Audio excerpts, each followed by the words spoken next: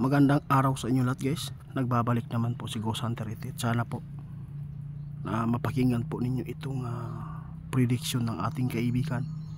Napakalungkot po ito. Tungkol po ito kay Tatay Digong.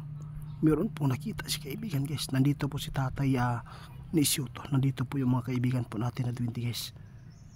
Naku po, hindi ko talaga inaasahan ito guys. Nandito po mismo sa bago nating bahay na ipapaabot po ang isyu na nakita ng ating kaibigan na mayroon pong problema daw na matutuklasan po ng buong sambayan ng Pilipino. Kaibigan, ano po ba talaga yung sikreto na yan? Guys, napakalungkot sa lahat po ng mga supporters ng mga Duterte, no? Huwag lang po tayong malungkot kung ano man po ang marinig po ninyo sa social media ngayon. Si Tatay Digong ay nasa Netherlands pa, tapos meron pang problema na naman po nakita ng ating kaibigan ngayon. Meron pong hula ang ating kaibigan sa kay Tatay Digong. Meron po daw haharapin po na hindi maganda, kaibigan.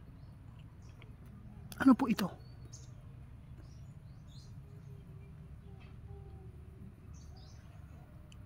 Ako, totoo yan kaibigan. Bakit po ito nangyari? Bakit po ito nakuha ninyong impormasyon na to? Hindi pa nga nakabalabas si Tatay Digong po doon sa Netherlands. Bakit po?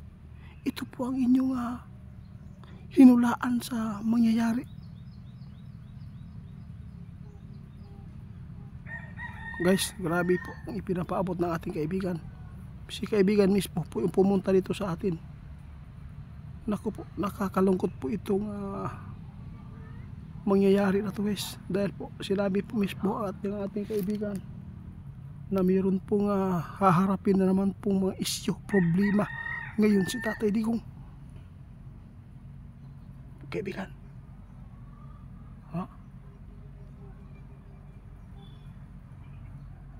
bakit po kaibigan na ganito po ang nakuha niyong impormasyon kay Tatay? Matanda na po siya, nakakaawa naman to.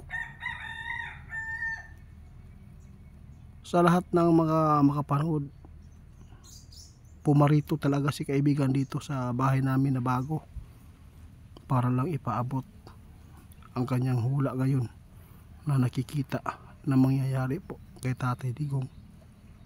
Meron po daw malaking issue na naman po na maisali na naman po si Tatay Digong dito sa problema.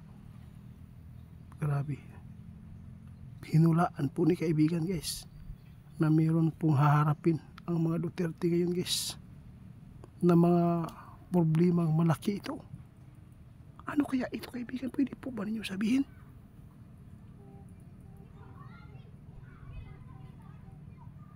Bakit po ayaw po ninyo sabihin? Abangan na lang po daw natin guys ang mga issue ngayon na lalabas. Nakita naman ko ni kaibigan ni guys, hindi po nila inaasahan ito na makita. Basta na kuha talaga nila agad ang mga impormasyon na mangyayari po sa hinaharap po ni Tatay Digong ngayon. Tapos nandun pa si Tatay sa Netherlands, may problema pang malaki ang kanyang sinasagupa po doon. At saka yung katawan po niya ay nangihina dahil sa edad po niya ngayon. Tapos meron naman pong problema na nakita si kaibigan na harapin po ni Tatay Digong. Kaibigan, sana malusutan po nila ito.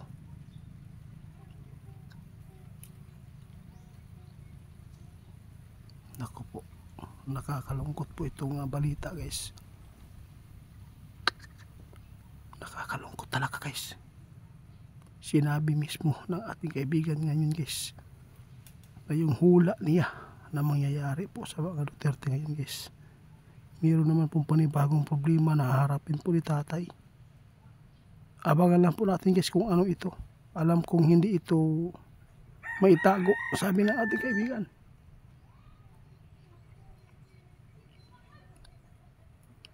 Ito po yung sinabi ng ating kaibigan guys.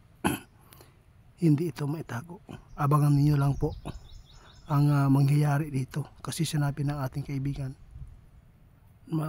meron na naman pong maglabas na issue na naman na hindi po kaaya-aya na pakinggan ito ng buong sambayan ng Pilipino. Grabe kaibigan. Sana po malusutan pa nila ito. Paano na lang kaibigan kung totoo ito? Ano pa ba magagawa po ng mga Duterte dito? Makarecover pa kaya sila ito? O ito na po ba ang katapusan ng kanilang kariyera nila sa buhay, yung politiko? Oo nga, totoo po yan kaibigan. Kung ano man po ang itinadhana ng Panginoon sa tao, wala tayong magagawa, no? Kung itinadhana na malusutan po nila ang mga isyu na kung sakali man ay dinagdagan po ng isyu ng mga kalaban, wala tayong magagawa. Huwag kayong mag-alala guys, no? Magpapatuloy ang pag-update ng ating kaibigan ngayon. Tungkol po ito sa kalagayan ni Tatay Digong ngayon, na meron pong nakita si kaibigan, hinulaan na po niya mismo na meron pong haharapin na naman po na panibagong isyu ang Duterte.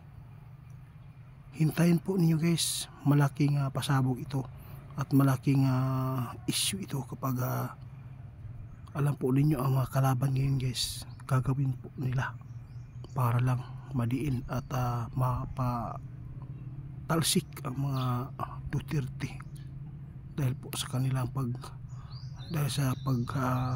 pamayagpag po nila sa politiko, no? Ipanalangin na lang po natin na sana ay hindi ito mangyayari, yung hinulaan ni kaibigan kay Tatay.